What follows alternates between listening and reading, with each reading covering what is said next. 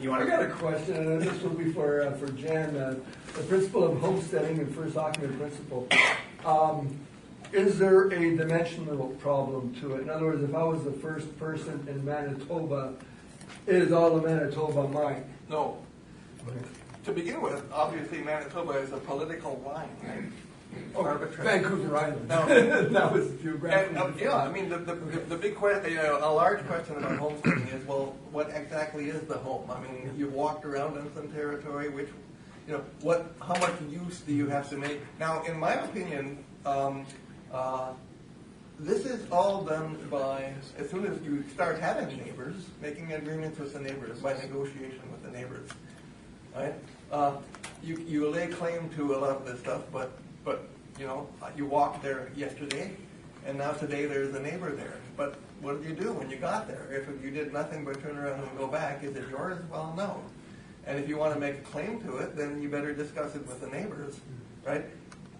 This is very difficult. I quite agree with him. I think the role of negotiation here is huge. So there's, I guess, two possible principles here: is the amount of land I can plow, yeah, or the amount of land I can defend, yeah. right?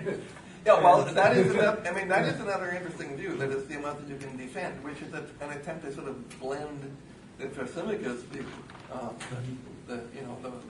the warlike view with the peaceable view. However, the thing is, when we see that our threats cancel each other out, okay, well, we can get into a shooting match, but if we do, we're both going to lose. I mean, the natural thing to say about war is that everybody loses, even the winners. They come out of it damaged. There is a better way for both, usually. I mean, almost always. And when we're talking about principles here, which is what we are talking about, principles are like constitutions. Constitutions for nations are supposed to bind the nation's future actions. They're supposed to have the rule that in the future people point to this document and say, look, we can't do this because that's what we all, in some sense or other, agreed to back at that time. Morals for individuals are the same way. They're inherent blocks on our future they're channeling to our future activities. If we ask, why should we channel our future activities, the contractarian, I think, has the only good answer to this is, look, there's other people around.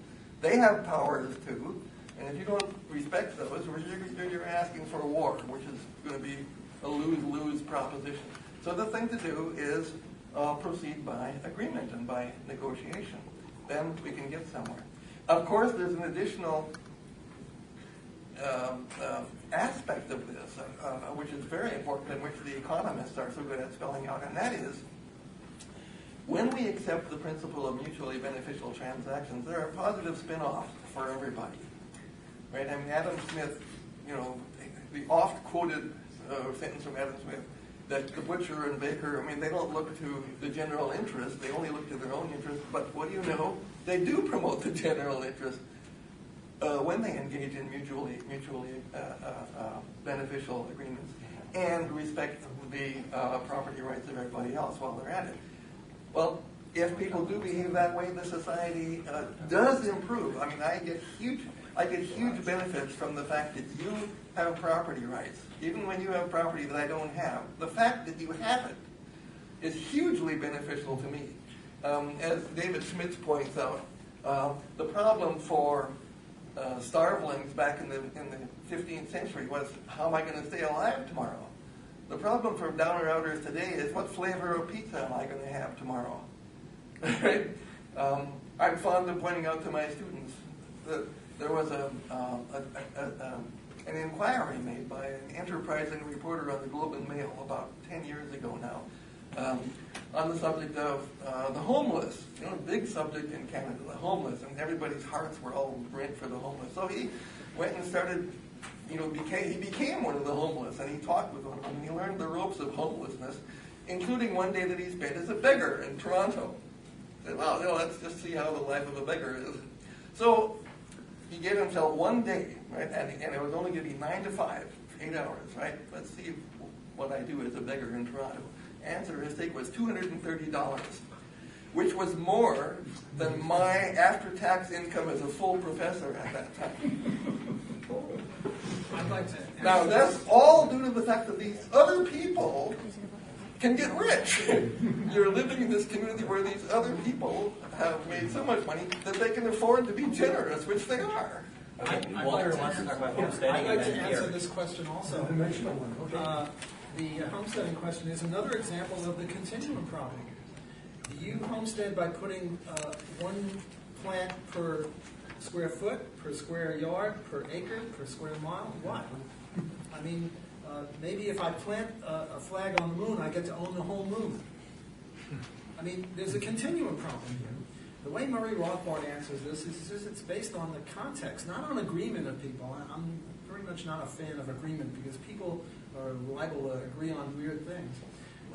There's some sort of, what he says is east of the Mississippi, it's very fertile. Do people have a right to be weird, Walter? We're all here. What Murray says is that east of the Mississippi, the homesteading is usually limited to 160 acres because that's the amount that a family of four needs to live on, and you can fertilize that amount. But west of the Mississippi, In the 19th century. west of the Mississippi, you need much more because it's less fertile. Now, this question comes up very much when the question of how about reparations to the Indians comes up. Should the Indians own the whole bloody place because they were here first? And I don't think agreement is going to help, and I don't think that skepticism based on a continuum is going to help. I think that the Rothbardian plumb line is the only way to go on this question, and that is to say, well, how much homesteading did the Indians do? And very few of them did very little of planting. Most of it was hunting. There were 2 million of them at the time that the white man came in 1492. Now we have 400 million people in the U.S. now, and the place is still very empty. Imagine how empty it is when the Indians were here, when only 2 million people were in the U.S.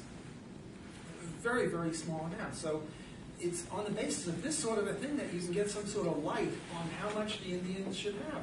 And the usual answer coming from my end of the spectrum is, well, the Indians should have 10 square miles in their northern area and 10,000 miles in their southern area, because they would migrate north and south in the winter and the summer, and a path between them. And when you take that amount and multiply it by 2 million Indians, you get very, very little, 2, 3, 4% of the country.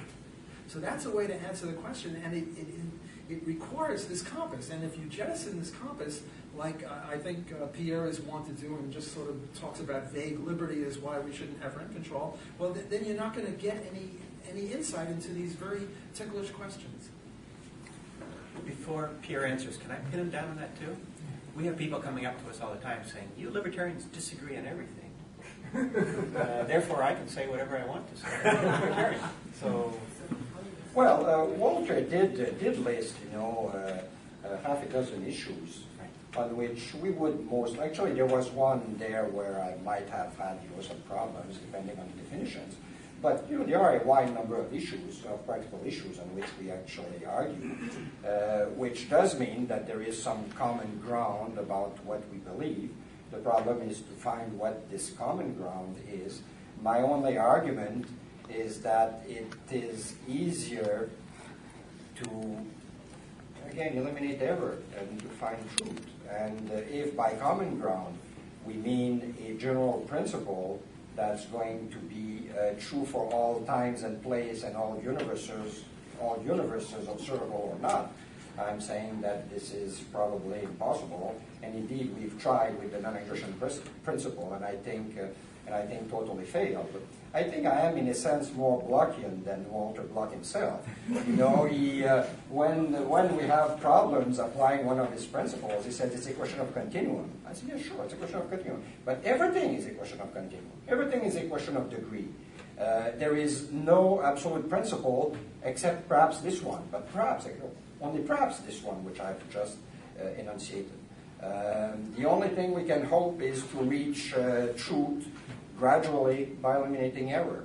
And indeed, that's how science proceeds, and I think that's how we should conceptually proceed, and we should... the economy proceeds. Sorry? It is? How the economy Yes. proceeds. And so let me just add, homesteading, again, is one issue where indeed there is a big continuum, as Walter said, there is no way to define a general homesteading principle that's going to apply for all times and places. If indeed the homesteading principle is hardwired in our brain, it probably means, that you homestead whatever you can defend, actually. This is why the other guy doesn't attack it, because he knows that you can defend it. So if, what's the name of this Japanese company which owned the nuclear reactor, TEPCO or something like this, it mixed with the ocean some of its radioactive water. Does the whole ocean belong to it? It has homesteaded the ocean. Actually, and Nozick himself was mentioning this idea. Nozick was using tomato juice instead of... I walk down to the shore of the Mediterranean. Yeah, sure. I empty my tomato juice in it and I stir. So, again, we have a question, as Walter, I think, would say, of a continuum. But it's not only a continuum on applying a difficult-to-defend principle. I think the principle itself is part of the continuum. Question. Okay, Maureen, and then Phil.